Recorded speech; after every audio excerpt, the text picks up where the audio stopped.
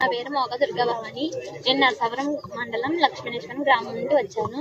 నేను intermediate first year చదువుతున్నాను. నాకు జరిగిన ఈ అన్యాయానికి మీరే నాకు మంచి సపోర్ట్ ఉండాలని నేను కోరుకుంటున్నాను. జరిగింది ఏంటి అంటే, మా అమ్మగారు వేరే ఆయనతో రిలేషన్లో ఉండగా వాళ్ళిద్దరు రిలేషన్లో ఉంటూ నన్ను కూడా వాళ్ళ రిలేషన్లోకి రమ్మని అంటున్నారు. నేను రాను అని చెప్తున్నా నన్ను ఫోర్స్ చేస్తున్నారు. నేను ఫోర్స్ చేసినా నేను నా వల్ల అవ్వదు అని అంటే ఆయన రేప్ చేసినా రేప్ చేయించేసుకో అంటున్నారు మా అమ్మగారు. నా వల్ల అవదమ్మా, నేనైతే ఇక్కడ అంటే ఉండాల్సిన అవసరం లేదు, నువ్వు చెప్తున్నా ఆడెవడో నన్ను టచ్ చేస్తుంటేనే నువ్వు ఊరుకుంటున్నావు అంటే నువ్వు నాకు అసలు కన్నతల్లివేనా అని నేను చాలాసార్లు క్వశ్చన్స్ వేశాను. అదేంటి అలా మాట్లాడుతున్నావు అని చెప్పి నేను చాలాసార్లు కొట్టింది కూడా మా అమ్మ.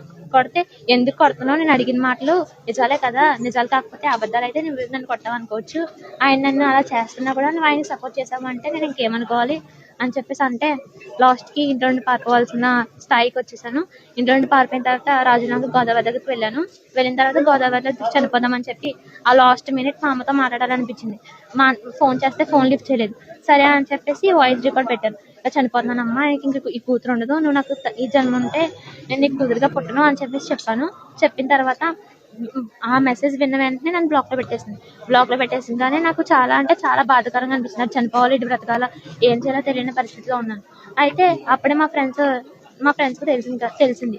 తెలిస్తే ఎక్కడున్నా అని ఫోన్లు చేస్తాను. నేను ఎవరికి రెస్పాండ్ అవ్వకపోతే వాళ్ళు స్నాప్చాట్లో లొకేషన్ తెలుసుకుని నా దగ్గరకు వచ్చారు. నా దగ్గరకు వస్తే లాగిపెట్టి లంపకి నీకు ఏమైనా పిచ్చా, ఏమైనా జరిగితే న్యాయం చేద్దాం అని చెప్పేసి తీసుకొచ్చిన తర్వాత మా మావయ్యలకు తెలిసిన తర్వాత వాళ్ళు కేసు అయ్యి పెట్టారు.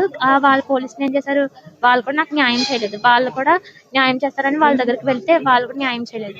ఆయన్ని అరెస్ట్ చేసి అక్కడ వరకు పంచాయత్ సెంటర్ వరకు తీసుకెళ్లి అక్కడ వదిలిపెట్టేశారు. అక్కడ వదిలిపెట్టేసిన తర్వాత నాకు 2 days లో ఫోన్ చేస్తాను అన్న వాళ్ళు ఇప్పటి వరకు ఫోన్ చేయలేదు. 12th అయింది. 12th నుండి ఇప్పటి వరకు కూడా నాకు ఎటువంటి కాల్ రాలేదు, ఎటువంటి న్యూస్ కూడా రాలేదు.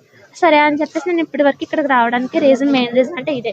ఆయన తీసుకెళ్లి పంచాయత్ సెంటర్లో ఎందుకని వదిలేదు, నాకు న్యాయం చేయాలి కదా, నాకు న్యాయం చేయకుండా ఆయన ఎందుకని వదిలిపెట్టారు. ఉంది, జనసేన పార్టీ అదే అంటున్నారు. మాజీ ప్రెసిడెంట్ చేస్తున్నారు. పొలిటికల్స్ లో ఉన్నాను కదా, నన్ను ఎవరు ఏం చేయలేదు, నేను చంపేస్తాను, నువ్వు ఎవరికైనా చెప్పావంటే విషయాలు అని చెప్పి నన్ను చాలా బ్లాక్మెయిల్ చేశారు. నా వల్ల అవదు, నేను చెప్పేస్తానంటే నువ్వు చెప్పు, అప్పుడు చూద్దాం నీ ఎడ్యుకేషన్ ప్రకారంగా నువ్వు చదువుకున్నా నేను ఫీజులు కట్టను, నేను చంపేస్తాము, నువ్వు ఎవరికైనా చెప్పినా అని చాలా అంటే చాలా బ్లాక్మెయిల్ చేశారు. నేను అప్పటికి స్టిల్ అలాగే ఉన్నా కదా లాస్ట్ కి ఇంకేం చేయలేక పోలీస్ కేసు పెట్టాను. వాళ్ళు కూడా నాకు న్యాయం చేయలేదు. నాకు కూడా ప్రూఫ్ ఉండదు కదా, వాళ్ళు నాకు చేసింది పెద్ద ఘోరమే నేను చెప్పాలంటే. తర్వాత నాకు న్యాయం ఏంటంటే వాళ్ళని అరెస్ట్ చేయాలి. వాళ్ళని అరెస్ట్ చేసిన తర్వాత నాకు